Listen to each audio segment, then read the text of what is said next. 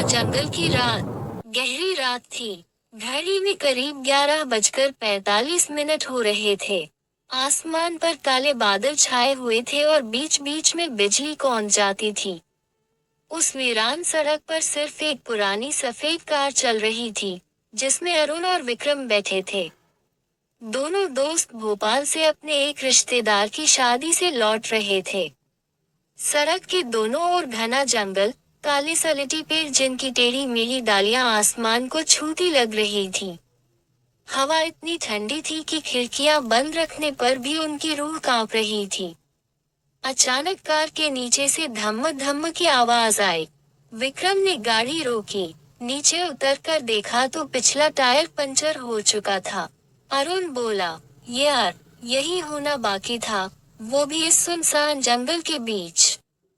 विक्रम ने टॉर्च जलाकर tyre change करना शुरू किया, लेकिन जैसे ही उसने जैक लगाया, आसपास की झाड़ियों से सरसराहट की आवाज आने लगी।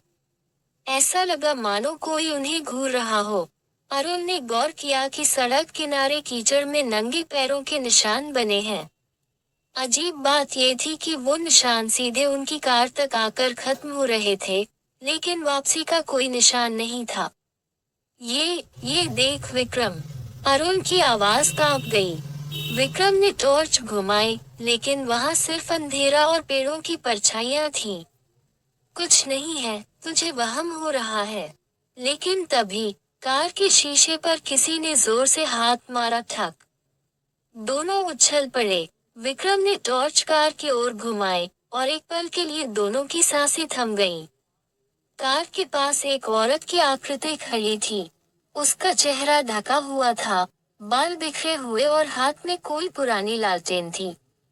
उसकी आंखें सफेद थीं, बिना पुतलियों के। धीरे धीरे उसकी गर्दन एक तरफ मुड़ गई अस्वाभाविक तरीके से। अरुण चिल्लाया, ये इंसान नहीं है। दोनों कार में बैठकर दरवाजे बंद कर लिए। लेकिन कार तो पंचर था। विक्रम ने कहा, अगर हम जंगल के अंदर चले तो शायद कोई मदद मिल जाए। दोनों ने टॉर्च लेकर पेड़ों के बीच रास्ता पकड़ लिया। हवा अब सीटी बजा रही थी। पेड़ ऐसे हिल रहे थे जैसे कोई अदृश्य शक्ति उन्हें झकझोर रही हो। कुछ ही दूर गए थे कि देखा, वही औरत फिर से उनके सामने खड़ी है। लेकिन इस बार उसके साथ कई परछाइयां भी थीं। कुछ पेड़ों की डालियों पर लटक रही थीं, कुछ जमीन पर रेंग रही थीं। अरुण ने घड़ी देखी, 12:05।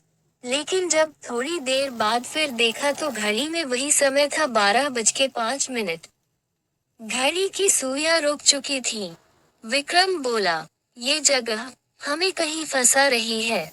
अचानक पीछे से बच्चे जैसी हंसी की आवाज आई। टॉर्च घुमाई तो देखा एक छोटा बच्चा मिट्टी से सना हुआ, बिना पलके झपकाए उन्हें देख रहा था। उसके होंठ सिल दिए गए थे, लेकिन फिर भी हंसी की आवाज उसी से आ रही थी। अरुण और विक्रम जान बचाकर भागने लगे। जंगल में रास्ते का कोई अंत नहीं था। हर बार जब वे भागते, फिर वही जगह, वही पेड़, वही औरत सामने आ जाती। औरत धीरे से बोली, ये जंगल जिंदा है। तुम यहाँ से कभी नहीं निकल पाओगे। अचानक कार का हॉर्न बजा। दोनों ने पीछे मुड़कर देखा, उनकी वही कार सड़क पर खड़ी थी, लेकिन टायर ठीक था। भागते हुए वे कार में आकर बैठ गए। इंजन स्टार्ट किया और गाड़ी तेजी से निकाली। सड़क पर कुछ देर बाद रोशनी दिखी, दूर एक गांव था। दोनों ने राहत की सांस ली। गांव पहुंचकर उन्होंने एक बुजुर्ग से पूरी बात बताई। बुजुर्ग गंभीर होकर बोले, बेटा, जिस रास्ते से तुम आए हो, वहां कोई सड़क नहीं है।